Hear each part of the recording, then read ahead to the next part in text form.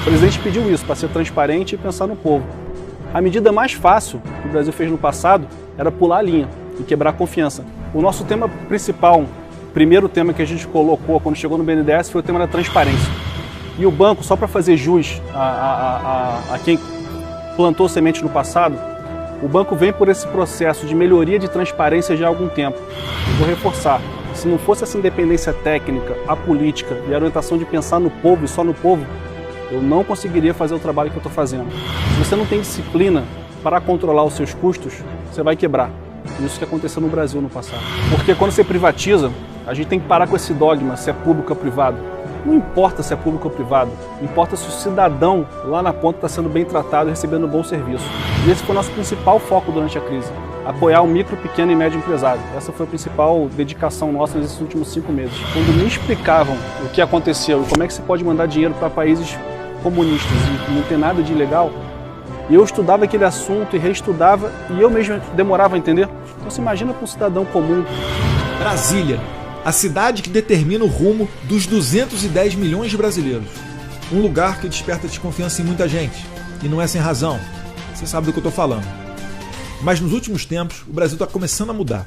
E goste ou não, essa mudança passa por aqui. Em uma era de fake news, onde a credibilidade da grande mídia se destrói a cada dia, o cidadão quer conhecer de perto a verdadeira revolução que vem ocorrendo em nosso país. Políticos, artistas, ativistas, personalidades de diversos setores que impactam a vida do povo brasileiro vão estar aqui. E você vai conhecer a verdade, descobrindo o que o Brasil precisa saber.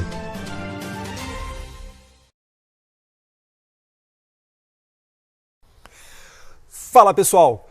Vocês já devem ter ouvido o presidente Jair Bolsonaro falar que nessa pandemia ele está tratando de preservar as vidas e os empregos, certo?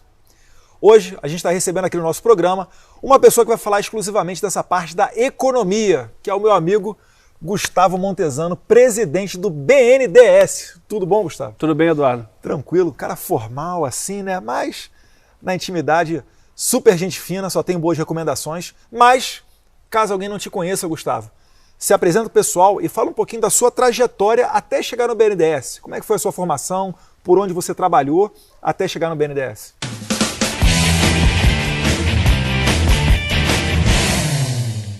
Primeiro, obrigado pelo convite, prazer estar aqui com você hoje. Espero que o papo seja bom para todos que estão aqui nos assistindo. Falando um pouco da minha trajetória, como é que foi a carreira, a vida, resumidamente, até chegar no BNDES. Eu nasci aqui em Brasília, por coincidência, meu pai era servidor público naquela época, mas fui criado na Tijuca, no Rio de Janeiro. E aí passei toda a minha infância e adolescência na Tijuca, e aí entrei no mercado financeiro logo após a faculdade. Fiz a faculdade militar, Instituto Militar de Engenharia. Aquela prova tranquila de entrar no IME, né? Exato, fácil. Aquela prova fácil, aquela vida mansa lá do IME, que quem está lá até hoje conhece a relação que é, mas aprendi muito, foi muito bom ter tido essa passagem no Exército. E aí logo depois entrei no mercado financeiro. E aí entrei no mercado financeiro, fiz a minha carreira toda no mercado financeiro, até que um belo dia eu comecei a ter uma vontade de trabalhar no governo. Talvez pela ter nascido em Brasília, talvez por ter feito a faculdade militar, aquele bichinho que com certeza todos nós temos aqui, né, Eduardo, de tentar fazer o bem para o Brasil, melhorar a vida dos brasileiros, estava mordendo um pouquinho a gente. E eu falei, cara, um dia eu vou trabalhar no governo, E até que, em 2017, eu tive uma visão, um chamado que me falaram, você vai trabalhar no governo e vai ser presidente do BNDES. Eu falei, cara, para eu trabalhar no governo, eu tenho que trabalhar em banco. De banco, eu entendo de banco de investimento, que é o que o BNDES faz. E aí botei na cabeça que ser presidente do BNDES, aí depois Jair Bolsonaro foi eleito, chegou o convite do Paulo Guedes, entramos na economia e agora estamos no BNDES. Então a história se concretizou. Mas antes de vir para o Brasil, eu sei que você estava morando na Europa, trabalhando na iniciativa privada. Como é que foi essa transição para vir para cá? Na verdade foi muito fácil, Eduardo. Eu estava morando em Londres há 3 anos, morei lá 16 a 19, e morando lá eu vi como era importante pessoas de alto nível, com boa formação, com a vida financeira realizada, como é importante que essas pessoas ajudem o Brasil. Foi importante morar fora para ver isso. Então naquele momento eu decidi que era o meu momento de voltar para o Brasil, nesse novo governo eleito, com vontade de ajudar o Brasil de forma séria, honesta. Eu falei, a hora é agora. Então foi uma decisão muito fácil de Mas uma coisa é inegável, né? Olhando para você assim, pode não parecer, tá, gente? Mas o Gustavo é mais velho do que eu. Mas não chega a ter 40 anos de idade. Muita gente fala, né, dessa questão de você ser um jovem e estar à frente do BNDES, nem 40 anos tem. Como é que você encara isso daí? Na verdade, eu tenho 39, como você colocou, e vejo isso como uma grande oportunidade. Porque o mundo hoje, Eduardo, muda tão rápido, tem tanta tecnologia, novas formas de você lidar com o mercado financeiro, que você ser jovem, com 40 anos, é uma baita de uma vantagem. Então a gente está implantando hoje no BNDES uma nova visão de mundo, uma nova visão de mercado financeiro, uma nova visão de propósito. E você ser jovem, ter energia e ao mesmo tempo uma boa experiência de quase 20 anos no mercado financeiro, na minha cabeça é uma combinação excelente para estar nessa cadeira que eu estou hoje. E muita gente passa para mim essa dúvida. Quando você chegou no BNDES, encontrou alguma coisa estranha lá, alguma coisa atípica? O que a gente encontrou no BNDES, Eduardo, era uma grande dificuldade de explicar o que tinha sido feito no passado. O banco foi investigado, reinvestigado e revirado e continua até hoje. E você não teve até hoje nenhum funcionário condenado por nada errado naqueles esquemas e naquelas situações que a gente, enfim, lastima que o Brasil viveu. Agora, tem um grande desafio de comunicação. E vou te dar o meu exemplo, tá? Eu, quase 20 anos de mercado financeiro, quando me explicavam o que aconteceu e como é que se pode mandar dinheiro para países comunistas e não ter nada de ilegal, eu estudava aquele assunto e reestudava e eu mesmo demorava a entender. Então você imagina para um cidadão comum, um político. Então a gente colocou essa agenda da transparência e essa agenda da comunicação, de explicar e de ter a vontade de esclarecer para o cidadão comum o que aconteceu, por que aconteceu e como aconteceu. E a gente até hoje tem estado bem satisfeito com esse resultado. Hoje já tem um conhecimento muito melhor da população do que é a função do BNDES, onde foram os erros e o que a gente não deve repetir no futuro. Mas repito, até hoje nenhum erro, nenhum funcionário do banco foi condenado por nada ilegal. Muito pelo contrário. Eu lembro que em 2017 ou 2018, na Câmara dos Deputados, a gente votou uma matéria que agora, me desculpa a falha de memória, eu não tenho certeza se relaciona com o BNDES. Mas o Brasil ficou numa posição como se fosse, a grosso modo, de fiador da Venezuela. Uma dívida, salvo engano, de cerca de R$1 bilhão. E a Venezuela não pagou e nós tivemos que votar um crédito para que o Brasil pagasse, né, por essa dívida da Venezuela. Aí você para e pensa, pô, quem é o animal que está emprestando dinheiro do Brasil para um país que já está falido, está quebrado, sabe? É isso que o Jair Bolsonaro falava tanto, em fazer comércio com o mundo inteiro sem o viés ideológico, né? E aí é uma pauta que vai convergir a economia com o Itamaraty, o Ministério das Relações Exteriores. E então, esse exemplo que você deu, essa operação foi toda legalizada. Então toda a parte que você vê foi legal, não tem crime envolvido ali. Mas quando você vê o todo, será que isso faz sentido para o cidadão brasileiro? E por isso que é importante explicar para que a gente no futuro não repita os mesmos erros. E é o que interessa. Na pandemia, como é que o BNDES tem ajudado as pessoas? Ou melhor, inicialmente, qual é o papel do BNDES? Porque você fala na população banco, o pessoal já pensa, pô, é empréstimo, vai querer pegar dinheiro, juros, vai querer me pegar aqui. Qual é o papel do BNDES? O que ele se distingue dos demais bancos privados? Excelente. É até bom ter essa oportunidade de explicar o Banco BNDES. Porque as pessoas andam na rua e você não vê uma agência do BNDES. Tem lá Banco do Brasil, Caixa Econômica, Bradesco, Itaú. O BNDES não tem agência. Pô, mas como é que é um banco sem agência? É o que a gente chama de um banco de atacado. É um banco de segundo piso. É o banco que trabalha com grandes projetos, com grandes estruturações, com grandes obras. Então é um banco muito vinculado à infraestrutura, muito vinculado de forma indireta a financiar o micro e pequeno e médio empresário. Mas é diferente do que a gente conhece como um banco de varejo. E por isso que a atuação do BNDES na crise, ela não é direta no pequeno e médio, ela é indireta. Ela atua através dos canais bancários, dos agentes que estão lá. E esse foi o nosso principal foco durante a crise. Apoiar o micro, pequeno e médio empresário. Essa foi a principal dedicação nossa nesses últimos 5 meses. O presidente Bolsonaro sempre externou muito essa questão de preservação dos empregos. Até foi criticado, no meu ponto de vista, de maneira maldosa, né? Pessoas dizendo que ele estava colocando a economia acima da saúde. E recentemente a gente viu Tedros, lá da OMS, falando que, na verdade, são duas pautas que andam sempre juntas, saúde e economia, né? Um discurso que o Bolsonaro falava lá desde março. Mas tudo bem, indo um pouco adiante, essa visão, vamos dizer assim, liberal da nova geração, ela inclui as privatizações? Por que privatizar e fazer concessão é bom para o brasileiro? Pô, é excelente para o povo brasileiro. Eu dou exemplo de um parque, o Jardim. Você viu um parque, um jardim bem cuidado pelo Estado? É muito difícil. O Estado tem milhões de coisas para fazer. Então, quando você privatiza uma empresa, você concessiona uma infraestrutura, aquele ativo ele vai ser mais bem cuidado. E ele é um bem social, ele é um bem comum, mas que vai ser cuidado por um agente privado. Então, além dele aliviar as contas públicas, porque o governo recebe dinheiro por esses ativos, ele facilita a vida do gestor público e melhora a prestação do serviço para o cliente na ponta, que é o que interessa. Porque quando você privatiza, a gente tem que parar com esse dogma, se é público ou privado. Não importa se é público ou privado, importa se o cidadão lá na ponta está sendo bem tratado e recebendo um bom serviço. E geralmente o privado presta um serviço melhor do que o público. E lembrando que para ter várias estatais, isso exige de você, contribuinte, que pague mais impostos. Perfeito. Então é o Estado pegando mais do seu trabalho para administrar. E aí eu te pergunto, você quer o seu dinheiro aplicado no Postales, no Previ, no Petros, que são grandes fundos de pensão, que tiveram rombos bilionários, principalmente em virtude de serem ali indicados políticos que administram o seu dinheiro, ou você prefere que você mesmo gerencie o fruto do seu trabalho? A pergunta é um pouquinho até óbvia a resposta, mas ainda nessa pegada de nova geração, novas ideias, a gente tem visto um tema cada vez mais frequente, é a questão dos empresários com temas do meio ambiente. O que é ASG? Essa sigla significa o quê? E por que cada vez mais as empresas têm englobado no seu cardápio de ações essas ações ambientais? O ASG significa ambiental, social e governança. Isso aí é uma filosofia nova que está se acoplando no mercado financeiro. Então a gente tem muita misticidade em termos dessa filosofia, mas é bem simples, Eduardo, não é muito difícil de entender. As questões ambientais estão cada vez mais notórias na sociedade. As questões sociais também. E a governança, temos exemplos aqui no Brasil da falta de governança, como isso é caro, também muito implementados na precificação dos ativos. E aí tem 3 razões para isso aí estar encurtido agora no mercado financeiro. Primeiro é uma visão de risco, gestão de risco. Então antes, quando você construía uma fábrica, uma estrada, você olhava menos para a questão ambiental. Agora você tem que olhar mais, porque você pode ter ali um acidente ambiental, você vai ser mais criticado por aquilo.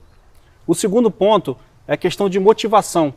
Seja a motivação dos teus clientes ou dos teus empregados. Então quando a pessoa vê que ela trabalha numa empresa que além de ter lucro, ela vai ajudar a sociedade, vai preservar o meio ambiente, fica todo mundo mais engajado, certo? Então você motiva as pessoas. E o terceiro é uma questão estratégica e gerencial.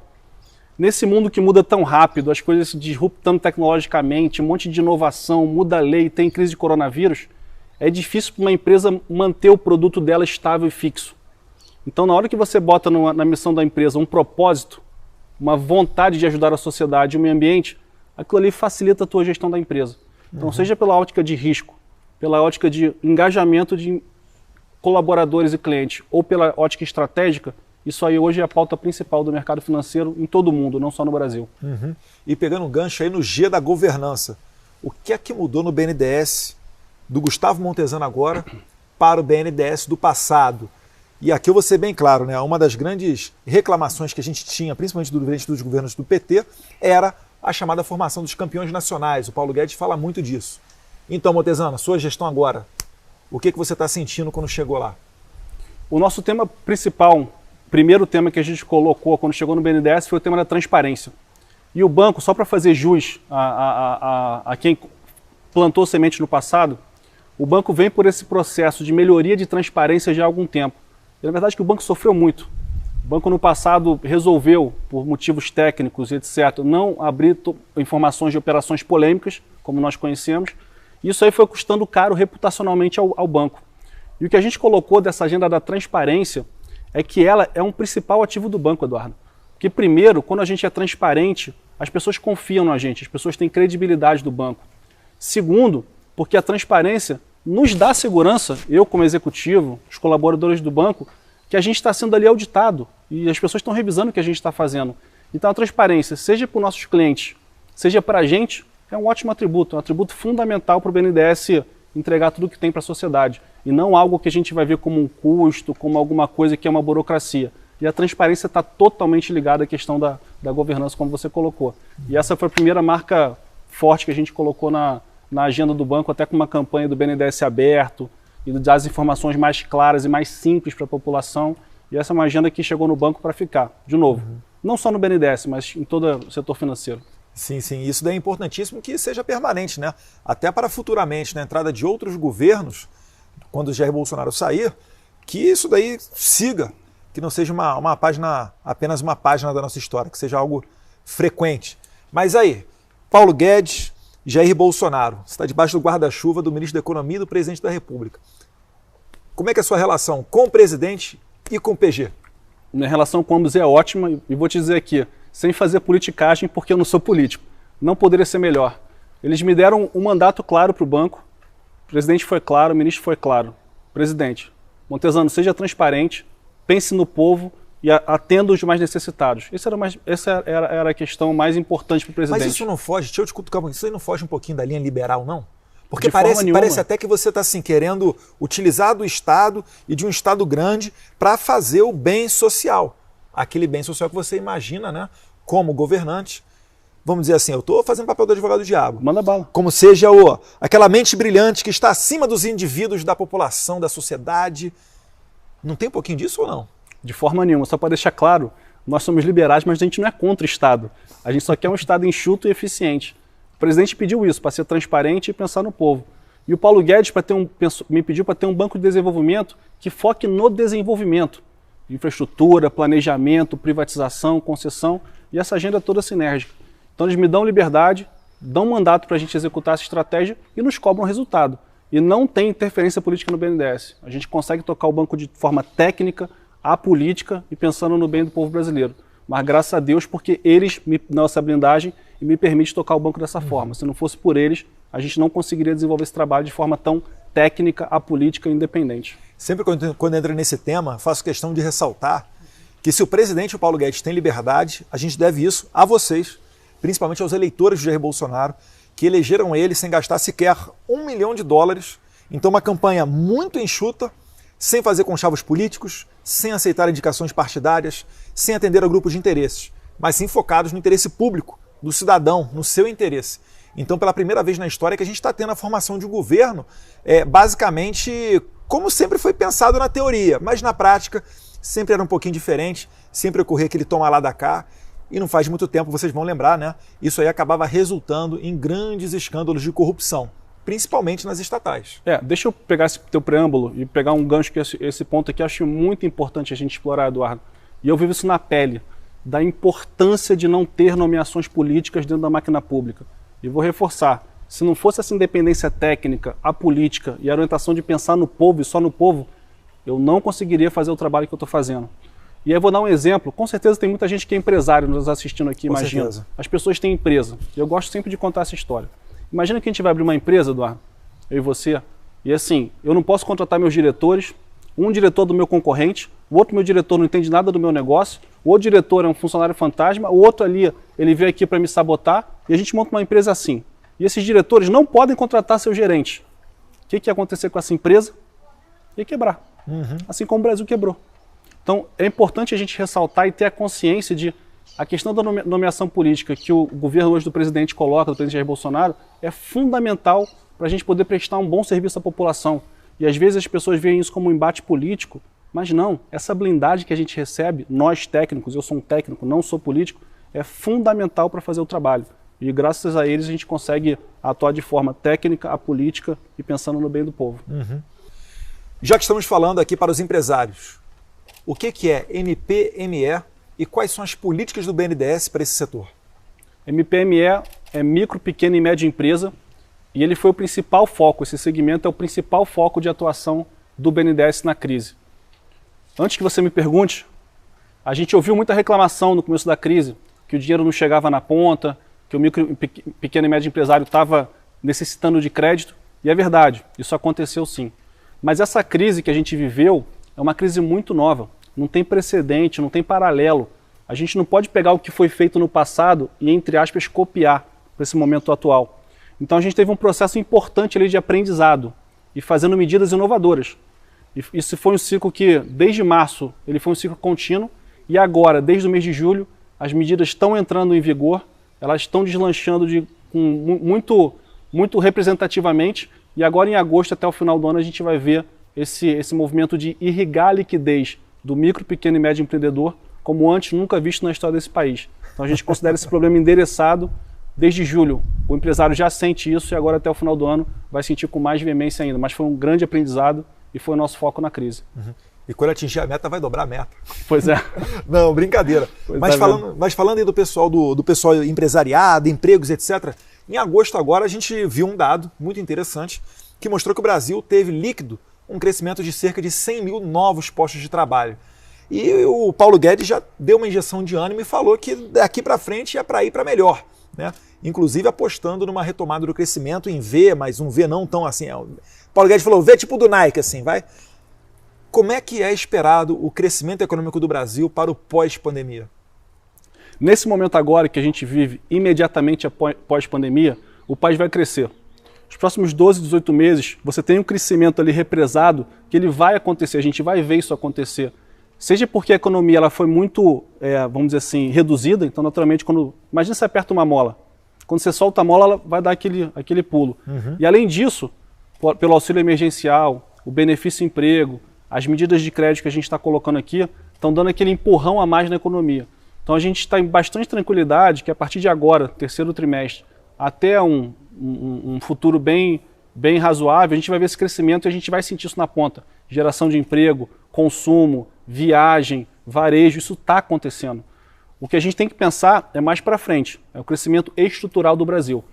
Nos próximos 6, 12, 18 meses a gente vai ver esse crescimento aí vindo justamente por essa questão da redução da mola, como eu falei aqui do exemplo, e dessas medidas de estímulo que estão irrigando a ponta. Mas esse crescimento vai se dar através de investimentos estatais, há risco de furar o teto, que é um assunto também que a imprensa estava falando toda hora recentemente?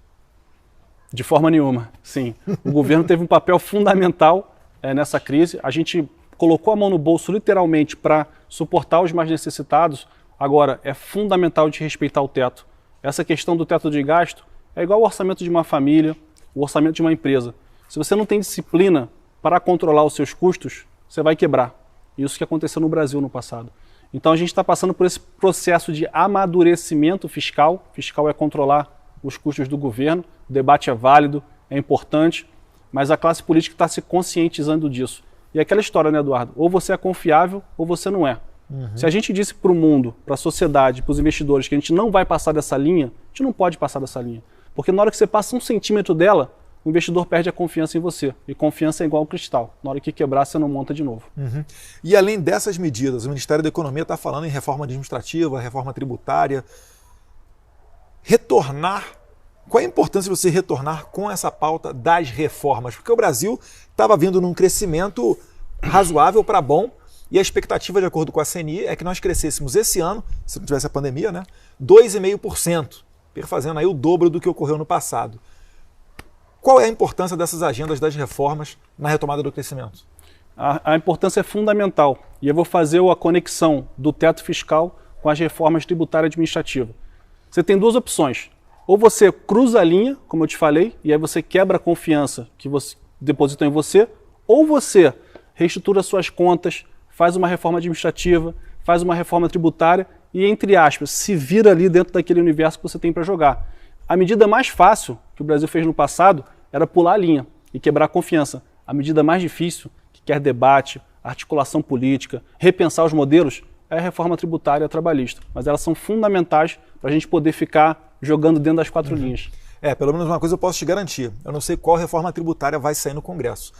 E a maioria dos parlamentares acredita que no Brasil, e eu faço parte dessa parcela, que existe um emaranhado de leis tributárias tão grandes que, por vezes, o contribuinte quer pagar o tributo certo, mas ele nem sabe se está pagando realmente o imposto devido.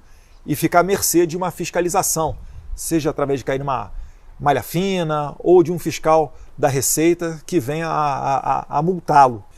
Mas um outro assunto também que balançou aí o Congresso recentemente foi a aprovação do Marco do Saneamento. O BNDES tem alguma relação com essa área do saneamento no Brasil? Opa, se tem. O saneamento, dentro da infraestrutura, é o nosso setor prioritário. Não preciso explicar por quê. O saneamento ele tem um benefício social, ambiental, de saúde e econômico imensurável. Então, na hora que você bota ali um ponto de água, um ponto de tratamento de esgoto naquela casa, você valoriza a casa do cidadão, você dá mais condição do filho dele ter educação, você reduz a incidência daquela família ao hospital e você traz desenvolvimento econômico na região, reduzindo violência doméstica. Então, o benefício social e econômico dessa pauta é gigante. Por isso que o BNDES está de corpo e alma nela. É algo que vai transformar o Brasil. E é o que eu digo, Eduardo, eu acredito que esse marco legal do saneamento talvez seja, e a história vai dizer isso, um dos marcos que vai fazer a maior redução de desigualdade social da história do Brasil. Talvez eu esteja certo, o tempo vai dizer. Eu acho que sim, mas para que isso daí ocorra, vale lembrar que os parlamentares vão votar um veto do presidente, que o presidente vetou um dos dispositivos do marco do saneamento, que é exatamente o dispositivo que joga o início da sua validade para daqui a 30 anos. O presidente vetou isso para que o marco do saneamento comece a produzir efeitos agora. Vamos contar aí que os parlamentares sejam sensíveis e mantenham esse veto do presidente Bolsonaro. Você acredita que teve partido que votou contra o marco legal do saneamento? Acredito. Teve partido que votou contra aqui um aumento de pena para o servidor público que desviasse dinheiro durante essa pandemia? Pois é. Será por quê, né? Um alô aí pro PCdoB, PSOL e PT, beleza? Você continua acreditando na esquerda, abre os seus olhos. E pessoal, o bate-papo tá bom aqui, tá cheio de mosquito, eu tô me dando tapa toda hora, segurando a coceira, mas tá na hora do livro.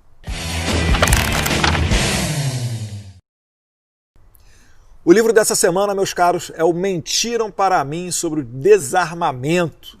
Isso aqui que muitos têm como uma bíblia feita pelo nosso querido Benê Barbosa, a pessoa que, na minha opinião, é o maior entendedor dessa pauta aqui no Brasil. E para quem se pergunta, poxa, vai dar um livro sobre desarmamento para o cara da economia? Tem tudo a ver, gente. Para defender o patrimônio, defender a sua casa, defender a propriedade privada, nada melhor do que você ter acesso à sua legítima defesa, né? Especialmente para um liberal, né? Liberdade individual. Show de bola. Montezano, show de bola. Muito obrigado por ter vindo aqui.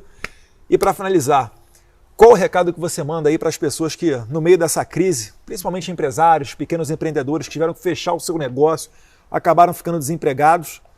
Qual o recado que você deixa para eles no meio dessa pandemia? Mandar mensagem que o Brasil pode contar com o BNDES.